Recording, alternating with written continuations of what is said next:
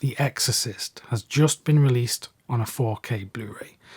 There is a lot to say about this disc. Some good, but quite a lot of bad things. And I'm going to get into my thoughts in this video. Hopefully it can help you decide whether this is worth adding to your collection or not. This is the UK release, but the 4K discs are the same around the world. We did get the better artwork than the US release though. I do not like that new artwork that you guys in America may have. We got this one with the original poster artwork, and this release also includes the older Blu-ray discs, which is a plus because you might find yourself wanting those older Blu-rays after seeing the 4K. I'll just get straight into talking about the 4K presentation because you know this film, you know it's one of the most important horror movies ever made. It's joint for my favourite horror movie of all time. So of course I was so excited when this got announced at the thought of how good this film could look and sound.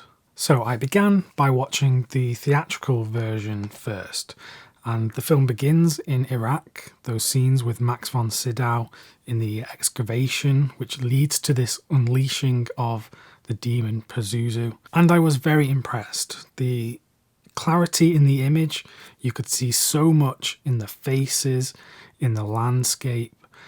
Everything looked quite crisp, quite clear, and I was all on board for a great 4K disc. I did notice at this point that the colours were quite rich. You know, the blue sky against the golden sand.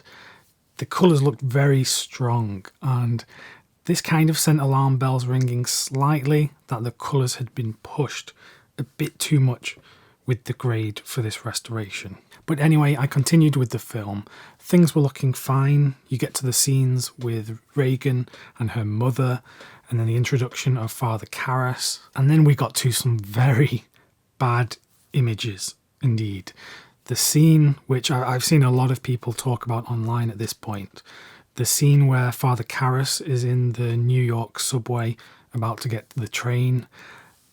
There are some very bad things going on in the image here. The visuals have been manipulated so much to boost the colours that there is colour bleeding going on from the light sources in the subway. So you see this from the lights in the ceiling. They are white, but then they are surrounded by this bluey purple halo. You see it in the lights of the subway car as it's coming into the platform. There's this weird flickering going on with the lights and the colours surrounding it. And just the general contrast in the image. Everything has been pushed. It looks really deep, really kind of dark.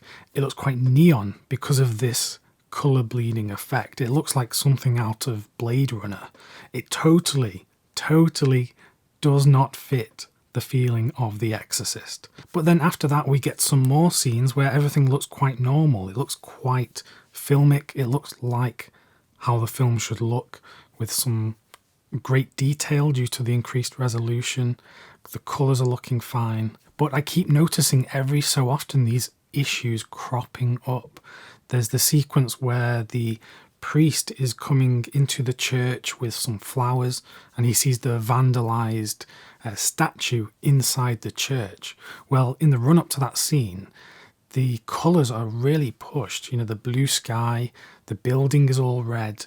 You can see in that sequence, in the background, some of the faces look bright pink, as if the people had just been strangled. And the flowers that the priest is holding to take into the church, the colours just look so saturated. Now at this point it's worth me stating that of course this is just my subjective opinion, but I've watched a lot of films on disc, I've watched a lot of 4K Blu-rays, so I can kind of notice when things don't look quite right. Whether it's a big deal for you is completely up to you, but for me these things stick out like a sore thumb. In scenes where these colours are pushed, you also see the presence of digital noise reduction, so artificial smoothing, which removes some of the grain of the film image and just gives it a kind of waxy look, which If used in moderation where it's not noticeable, that kind of stuff is fine. But it's when it is overused and it ruins the image, that's when it becomes a problem. Anyway, these issues appear throughout, and then we come to the climactic scene, the famous scene, the exorcism towards the end. This is arguably the most important scene of the film, and it looks very bad. When I say it looks very bad, there are parts of this scene which look absolutely fine. Like there's not really been much tinkering going on with the image. The issue with this scene is how inconsistent it looks. And I think this is the issue with this 4K disc as a whole. The reason it is such a problem is because the image is so inconsistent throughout. It would almost be better if it was just consistently bad rather than being up and down, up and down. But anyway, in the exorcism scene, the colours have changed. They have been pushed more blue than they were before. And it's on record that William Friedkin, who of course passed away recently, rest in peace to him, a brilliant filmmaker, but he was known for wanting to change how this film looks. He apparently wasn't happy with how this scene in particular, the exorcism scene, looked in the original film. So it underwent changes, and famously with the older Blu-ray disc was where some real changes were introduced to that sequence. And you have to go back to the DVD edition from the 90s to see it in the kind of colours it was shot in, how it was meant to look. It's a whole other issue on whether or not filmmakers should change the looks of their films over time. That's for another day. I'm not talking about why this has been done. I'm talking about the result, and the result is just not good. Digital noise reduction has been used heavily in the exorcism scene. The colours are pushed to blue, like I said. Detail is just lost throughout this scene, and it's such a shame because this is an important scene in the story, and I could not help be pulled out of the experience. And there are instances of colour bleeding in the exorcism scene.